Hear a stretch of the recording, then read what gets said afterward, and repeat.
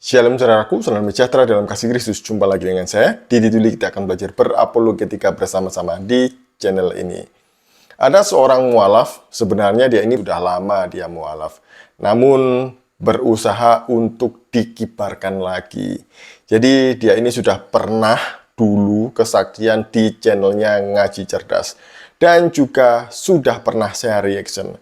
Namun kali ini perlu di-reaction lagi untuk membongkar semua kebohongan-kebohongannya.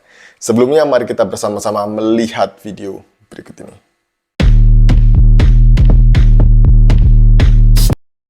Jujur Kristen ya? Kristen apa mas? Kristen awalnya saya dari Pentakosta. Pentakosta. Terus dalam perjalanan saya menjadi ketua komunikasi dan kebebasan beragama ya. Saya bisa mengkondisikan semua aliran untuk jadi satu di non-dominasi ya. Akhirnya saya ada gereja tauhid ya. Dari awal gereja yang mengenal Trinitas ya, akhirnya Tuhan di situ ditunggalkan ya. Nah, yang Yesus itu bukan lagi Tuhan tapi utusan Allah ya. Nama gerejanya tadi memang gereja tauhid atau apa? Nama? Gereja terakhir pakai bendera Sinode Jemaat Allah Global. Oh. Sebenarnya saya ini tidak ada masalah ya dengan mualaf-mualaf ini ya. Yang menjadi masalah dan perlu diluruskan kalau ada orang yang mualaf kemudian dia bawa-bawa nama Kristen.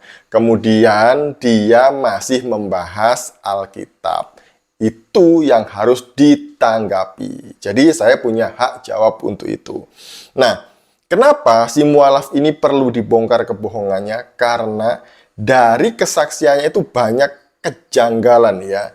Sebenarnya orang mualaf itu urusan masing-masing ya. Silahkan aja mualaf. Semua orang punya hak untuk memilih agama dan keyakinannya.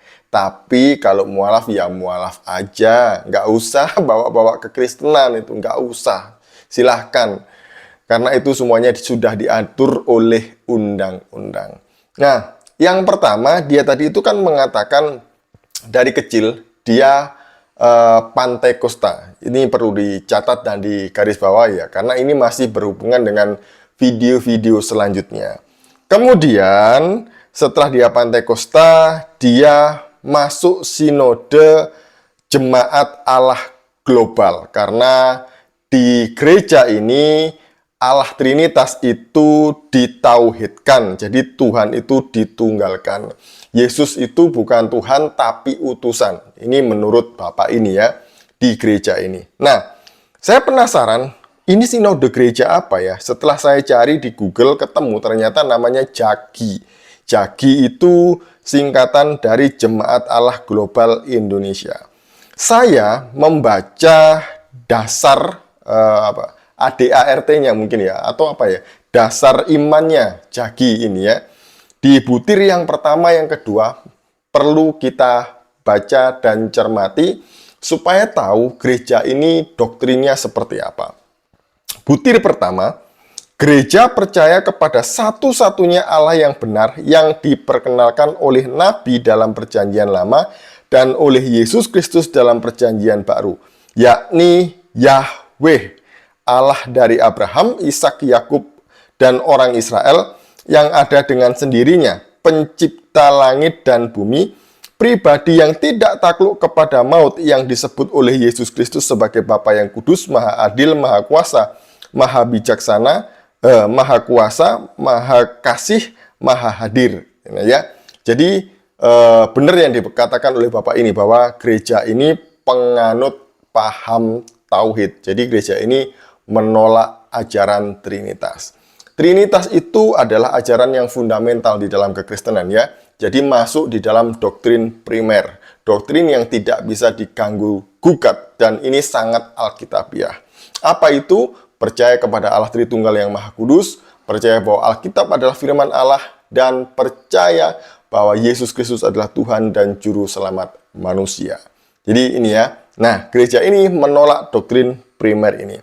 Selanjutnya, di butir yang kedua, gereja percaya kepada eksistensi dan misi Yesus Kristus, anak Allah yang hidup, permulaan ciptaan Allah yang ada sejak purbakala, malaikat perjanjian yang diutus untuk keselamatan orang-orang percaya. Ini di sini kita berhenti dulu sejenak. Jadi Yesus di sini itu adalah anak Allah dalam arti dia adalah ciptaan. Dia adalah pertama kali dari semua ciptaan. Jadi dia apa? Dia ciptaan menurut doktrin gereja ini. Dan di sini dikatakan juga bahwa dia adalah malaikat perjanjian yang diutus untuk keselamatan orang percaya. Jadi dia hanya utusan. Saya teringat dengan salah satu bidat di zaman reformasi gereja di era John Calvin. Namanya adalah Michael Servetus. Michael Servetus ini mengajarkan bahwa firman Allah adalah ciptaan dan dia adalah malaikat Mikael. Nah, ini sama diajarkan di sini ya. Jadi ini doktrin gereja ini ya, bahwa Yesus adalah ciptaan dan dia adalah malaikat perjanjian. Ini benar-benar bukan Kristen ini, bukan Kristen. Kemudian selanjutnya, menjadi manusia lahir dari perawan Maria, hidup tak bercacat celah, mati disalib, dikubur, dan dibangkitkan Allah sesuai kitab suci. Ditinggikan Allah menjadi Tuhan. Baca baik-baik. Ditinggikan Allah menjadi Tuhan Kristus, pemimpin dan juru selamat naik ke surga dan akan datang kembali dalam kemuliaan Bapa. Jadi Yesus ini baru diangkat jadi Tuhan menurut gereja ini tadi ya. Ini benar-benar sesat ini, ngaco ya. Bahwa Yesus itu Tuhan karena dia diangkat jadi Tuhan. Jadi adopsianisme, ya, diadopsi menjadi anak Allah, menjadi Tuhan. Ini pantesan. Dari sini saya tahu kenapa orang ini mualaf, karena memang doktrinnya seperti ini ya. Ini bukan Kristen. Kristen tidak pernah mengajarkan ini. Kristen itu percaya kepada Allah Tritunggal yang Maha Kudus. Kristen itu percaya bahwa Yesus Kristus adalah Tuhan dan Juru Selamat manusia. Bukan Yesus adalah ciptaan, kemudian dia malaikat, dia adalah utusan. Itu sangat-sangat sesat. Oke, mari kita lanjut ke video yang kedua. Peran saya lebih dari pendeta-pendeta, Pak. Ya, kebetulan saya memang mengajar pendeta-pendetanya. Jadi saya disebut guru pendeta, guru besarnya pendeta-pendeta ya. Itu hanya sebutan mereka ya. Ya, kalau guru besar karena saya sudah besar ya. Ya apa? Bukan masa kecil maksudnya. Bukan masa-masa cindil saya ya.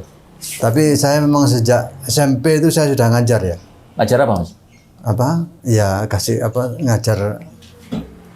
ngajar sekolah minggu kepemudaan ya. Ya. Sana ada Sunday schoolan ya. Kepemudaan terus apa ya saya sudah khotbah ya. Sejak SMP? SMP ya. Lucu ya, istilah yang dipakai orang ini ya. Lebih pendeta dari pendeta-pendeta. Kemudian dia disebut guru besar bagi para pendeta karena mengajar pendeta-pendeta. Istilah guru besar pendeta-pendeta ini tidak ada sebenarnya dalam kekristenan. Ini aneh. Istilah guru besar itu biasanya dalam hal akademis ya, di kampus, itu ya, di universitas itu ada guru besar. Tapi ya bagi pendeta nggak ada guru besar. Meskipun kamu ngajar kepada para pendeta juga bukan disebut sebagai guru besar. Gitu ya. Ini ngaco. Dan lebih ngaco lagi adalah statementnya, dia sudah menjadi pengajar sejak SMP. Dia mengajar sekolah minggu. Ya sedikit masuk akal lah ya, SMP ngajar sekolah minggu itu masih oke lah. Tapi ngajar apa anak SMP kepada sekolah minggu ya? Yang tidak masuk akal adalah anak SMP ngajar pemuda. Ini kan ngawur ya. SMP itu kan remaja. Setelah remaja ini baru pemuda. Lah gimana caranya dia mengajar orang yang usianya lebih tua, yang pendidikannya juga lebih tinggi daripada dia? Ini kan nggak mungkin. Dan nggak mungkin lagi dia katakan bahwa sudah terbiasa khotbah sejak SMP. Khotbah apa anak SMP? Kalau ada gereja yang memberikan kesempatan anak SMP khotbah, perlu dipertanyakan. Sangat tidak mungkin ini. Ini ngawur orang ini. Ini benar-benar bukan Kristen. Mari kita melihat video ngaco selanjutnya. Itu saya Dalam hal kekristenan maksudnya. Saya sebetulnya kalau di kependetaan, walaupun saya ngajar pendeta-pendeta, saya nggak tertarik penderitaan. Saya tariknya di evangelis, penginjil. Menjadi. Kalau penginjil kan saya bisa keliling-keliling ya, Oh. termasuk apa antar bangsa kan ya. Walah, ternyata dia ini cuma evangelis, penginjil. Lah kok bisa penginjil mengajar pendeta-pendeta? Dalam struktur organisasi gerejawi gitu ya, penginjil evangelis itu jabatannya itu di bawah pendeta gitu ya. Nah, kalau di gereja saya itu evangelis, penginjil, kemudian naik menjadi pendeta muda dalam waktu ya yang ditentukan gitu ya. Kemudian naik lagi menjadi pendeta penuh. Ini prosesnya panjang dari penginjil, evangelis ke pendeta penuh. Ini lama sekali gitu ya, nggak mudah. Lah ini kok bisa penginjil ngajar pendeta-pendeta? Bahkan bukan pendeta lokal katanya, tapi pendeta internasional. Yang dari Jerman, Amerika. Dan orang ini juga pernah dapat beasiswa di Amerika selama 2 tahun katanya. Saya lihat tampang Bapak ini, bagaimana dia berkomunikasi gitu ya. Saya itu sama sekali tidak yakin kalau orang ini guru besar pendeta-pendeta yang mengajar pendeta-pendeta. Apalagi tingkat internasional gitu ya. Kemudian pernah kuliah di luar negeri. Sangat tidak mungkin. Mari kita lihat video selanjutnya. Pernah studi teologi? Pernah ya. Resmi ya? Sekolah tinggi Resmi teologi? ya. Ya. Oh. Sampai lulus Iya. Iya. di mana itu dan gelarnya apa tuh? Di cabangnya No Mention Medan ya. Itu STH, MTH. Iya. Master? Iya. Iya. Oh, sampai master ya teologinya? Oh, Masya Allah. Di sini, di Batu atau di mana? Ada cabang Batu, cuman pusatnya di Medan. Oh. Berarti kalau lulusan Sekolah teologi Joshua ya. Nah, ini ngawur lagi ya.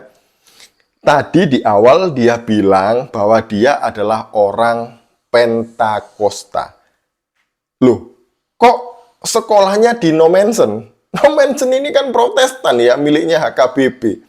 Lah, sambungannya di mana? Nyambungnya di mana? Pantai Kosta ke HKBP, ke Protestan.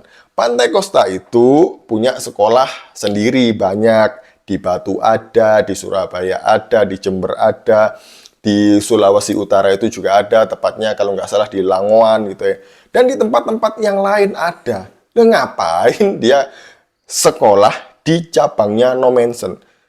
Apakah No Mention punya cabang? Setahu saya nggak ada cabang No Mention. Namanya Sekolah Teologi Joshua di Batu. Setelah saya cek di PD Dikti dan juga di Google, tidak ada sekolah teologi yang namanya STT Joshua. Tidak pernah ada. Kemudian saya cek nama orang ini juga tidak muncul di PD Dikti. No Mention ini kan sekolah sudah lama sekali dan terkenal gitu ya. Nama besarnya sudah terkenal, No Mention ini. Dan sekolah sudah terakreditasi. Pasti semua lulusannya tercatat di PD Dikti. Nama orang ini tidak muncul di PD Dikti. Jadi ini kelihatan bahwa dia berbohong. Dia hanya ngaku-ngaku supaya kelihatan dia ini pendeta besar, guru besar gitu ya. Supaya amplopnya besar. Ngaco orang ini, ngawur. Nah, yang lebih ngaco lagi adalah pemahaman tentang Alkitab. Katanya MTH, Magister Teologi, kuliah di Amerika, No Mention di cabangnya gitu ya, di STT Joshua di Batu. Tapi pemahaman Alkitabnya ini sekolah minggu aja kayaknya lebih pintar deh. Ini adalah tanda-tanda bahwa orang ini tidak pernah belajar Alkitab, apalagi sekolah teologi ya. Sudahlah, kalau mau mualaf aja, nggak ada yang ngelarang, silahkan gitu ya, karena itu hakmu. Tapi nggak usah bahas-bahas Kristen, karena nggak ngerti apa-apa. Sekian dari saya, Shalom, salam waras, Tuhan Yesus memberkati.